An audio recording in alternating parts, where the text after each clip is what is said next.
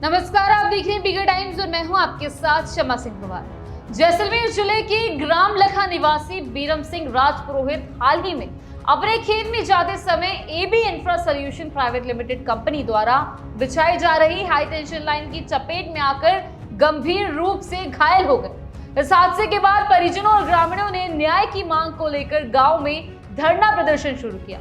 धरना स्थल पर पीड़ित परिवार को समर्थन देने के लिए पूर्व विधायक रूपाराम धनदेव, शिव विधानसभा क्षेत्र के निर्दलीय विधायक रविंद्र सिंह भाटी, आरएलपी नेता थान सिंह डोली और युवा नेता आजाद सिंह राठौड़ सहित बड़ी संख्या में जनप्रतिनिधि और ग्रामीण मौजूद रहे। धरना के दौरान हुई बातचीत में सबसे अधिक सुर्खियां बटोरी थान सिंह डोली की एक टिप्पणी ने।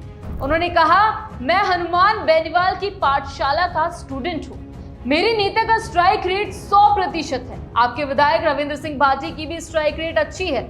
इस बयान ने नई चर्चा छेड़ दी है। थान सिंह डोली का इशारा नागौर सांसद और आरएलपी सुप्रीमो हनुमान बेनीवाल की उस कार्यशैली की तरफ था जिसमें वे जिस भी आंदोलन या संघर्ष में उतरते हैं वहां पीड़ित और प्रभावित पक्ष को न्याय दिलाए बिना पीछे नहीं हटते। यही वजह है कि उनके समर्थक उन्हें न्याय का देवता, न्याय का योद्धा और न्याय की आखिरी उम्मीद जैसे संबोधनों से पुकारते।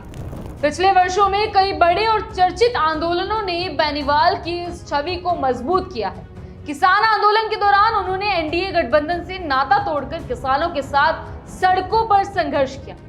अग्निवीर योजना के खिलाफ युवाओं की आवाज बुलंद की।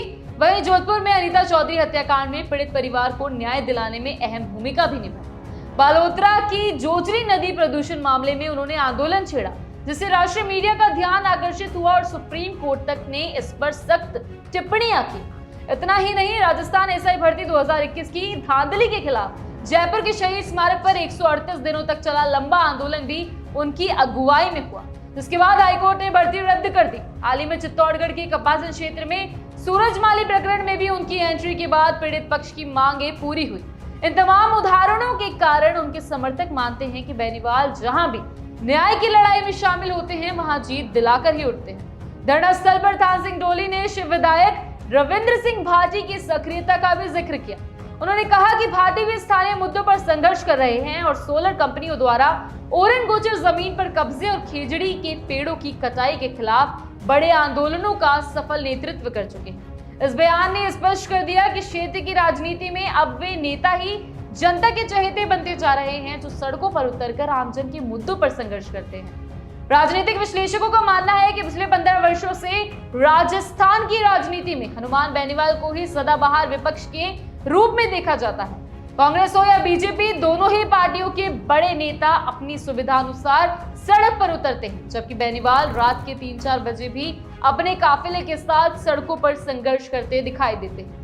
यही अंदाज उन्हें किसानों और युवाओं के बीच खासा लोकप्रिय बनाता है।